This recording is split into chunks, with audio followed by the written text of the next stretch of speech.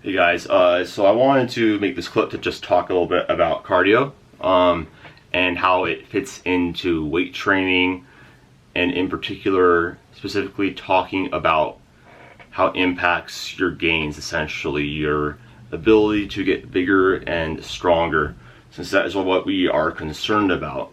And this is an interesting topic because you kind of see both ends of the spectrum being presented in through different sources, and you have one camp saying that it is the best thing ever. It will improve your recovery, it will make you a better lifter, it's the missing key.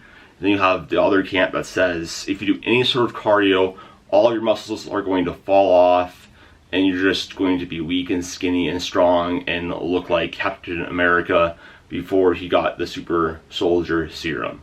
And the reality is that none of those camps are exactly true. Both of them do have their points, but the answer is somewhere in the middle. So I have a little whiteboard here for y'all. I just wanted to go into depth about and try to make this as simple as possible, a nuanced concept. But yeah, so first off, I want to talk about the pros of cardio. Most of them are going to be health related, with your heart. So with cardio, you're going to have better cholesterol, so you're going to have improved cholesterol ratio, but more of the better cholesterol, less of the bad cholesterol that clogs your arteries and contributes to atherosclerosis. You'll have improved blood pressure regulation, so you'll be able to keep it within that healthy range a little bit better because your heart is better at, you don't have this kind of goes into with the better cholesterol part. You have less of that fatty plaque on the inside of your arteries and whatnot, so you're not going to have as much of a problem pumping blood throughout the rest of your body. So that's a good thing. Better blood sugar regulation, which will reduce your chance of diabetes and sort of dyslipidemia, stuff like that. It also has been shown to have some mood benefits. So it will release neurotransmitters like dopamine that make you really happy, more and calm you. Some serotonin as well. So that's another benefit. It's we've all heard of the cardio high. And then another one would be it can increase your work capacity, and this is the main one that powerlifters and bodybuilders tout as being something that is super important, and it will help you. And it is 100% important to have a baseline level of cardiovascular health and fitness in order to compete in powerlifting and bodybuilding effectively, because the last thing that you want is to have your heart health, your cardiovascular health be the limiting factor where you can't perform your sets, because we don't want to have your heart be the limiting factor. We want to have our muscles and our nervous system be the limiting factor, so then we can actually tax them primarily with those getting better. But the problem is that there's not really a high level of demand of cardiovascular fitness for powerlifting and bodybuilding. I mean, the hardest thing for powerlifters and bodybuilders would be like sets of 10 on the squat. And that doesn't require that much cardiovascular health. It's certainly hard, but it's not extremely demanding on your cardiovascular system in the way that sprinting would be, or doing Metcons if you're CrossFit or something like that. So that's kind of where it ends. So you don't really need to do that much cardio to have a baseline level of work capacity to improve upon. So I wanted to get into the cons as well, and this is where things start to get kind of interesting, and where the exercise physiology kind of comes into play a little bit more. So it increases fatigue, and this is important because we need to remember that anything that we do that is activity related, that is not going to be directly correlated to powerlifting or whatever, is going to also accumulate some sort of fatigue, and we need to manage that, because we want to be able to recover and adapt to our training and be able to get better. And if you overdo cardio, you're going to run into fatigue management issues, which will interfere with your ability to adapt and recover to your training. In addition, there's also some muscle fiber type transitions. You have primarily type 1 and type 2 muscle fibers. In women, they have a little bit more slow twitch muscle fibers, and in men they have a slightly more fast twitch typically. But you also have these type 2B fibers that kind of have they display characteristics of being able to morph characteristics based on imposed demand, which is pretty cool. But it's also something that we need to take into consideration. We're talking about the pros and cons of this. So you'll have a fiber type transition from the fast twitch, high force output type 2 fibers to more endurance expression type 1 fibers that are more highly vascularized. This is a kind of a catch-22 because it will improve your recovery because type 1 muscle fibers have more vascularization of them and generally are more oxygenated than type 2.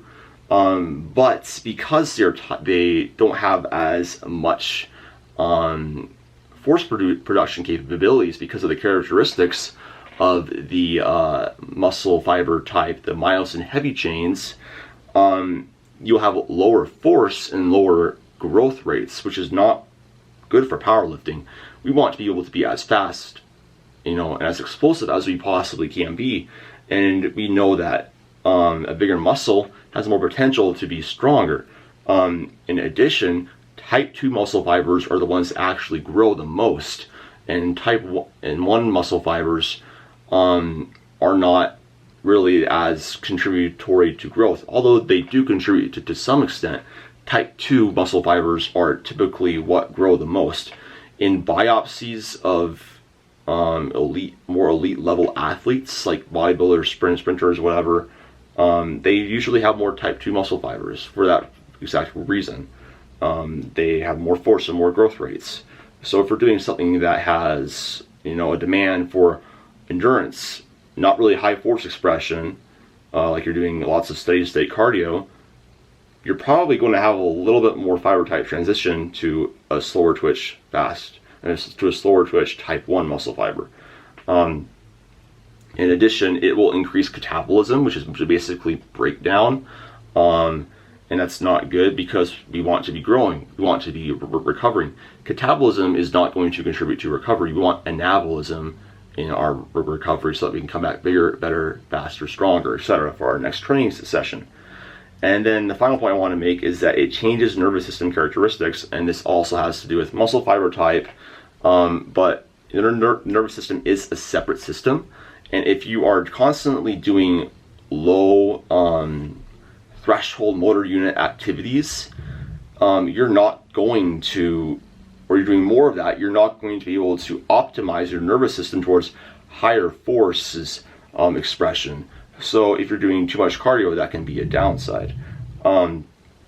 So I guess now I want to give, I've laid out the pros and the cons. So what's the main takeaway here? So obviously I said that there needs to be a baseline level of fitness to be able to perform well in powerlifting and bodybuilding. That's very, very important. And also your overall health is just an important aspect.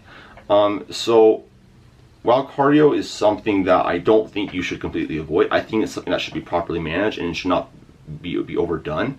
And it's extremely important to keep your main goal the goal. If your goal is to be the best powerlifter or bodybuilder you can be, it's probably a good idea to do less cardio than you do weight training. A good rule of thumb is that if you're doing more than a 1,500 calorie estimate of cardio per week, there's likely to be a net negative trade-off. Your mindset should be, I want it to do, as little as possible to be able to maintain this baseline level of health and fitness so that I can perform well and maintain a baseline level of health.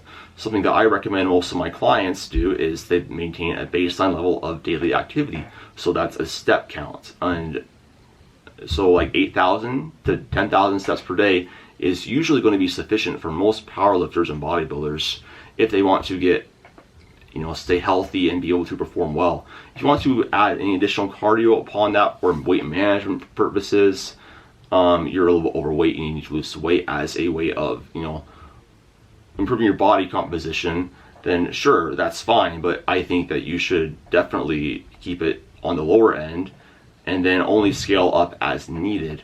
So yeah, so a little bit goes a long way. And like I said, less disruptive modalities are going to be better. So that's basically going to be anything that has a low external force. So walking, swimming, the elliptical, something like that. If you do choose to do a form of cardio on a machine. Also, the best time to do this would be as far out from a competition or a competitive season that you do have. So, an active rest phase, a deload week, something like that. Or, if you are going to do it, and I would do it in a hypertrophy phase where it's less dependent on force production, more on volume. But still, again, because I said that it can have negative consequences, just make sure that you watch it and that you're mindful of your recovery. A really good way to know is, you can kind of feel it when you're overdoing it. I've certainly made the mistake of overdoing it. My legs always felt tired, kind of heavy. I definitely noticed slower growth. I wasn't able to recover as well in between sessions, and as a result of not being able to recover, I wasn't able to adapt and really get better. And so that's when you have to pull back. And if you're doing cardio just as a means to eat more food, but if that's interfering with your ability to perform your primary goal and your task, you're kind of missing the whole point. Because if you want to be a good bodybuilder or a good powerlifter, you need to focus on what your goal is and then make nutritional adjustments as such.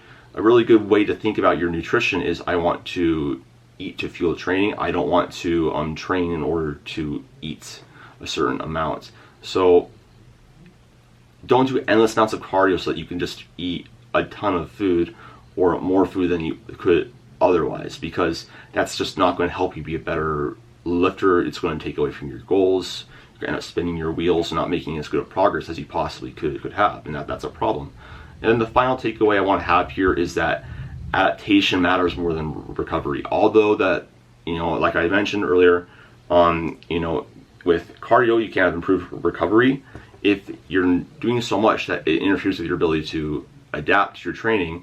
Because with SRA curve, you have that stimulus, then you have that stimulus, then we recover, get back up to baseline.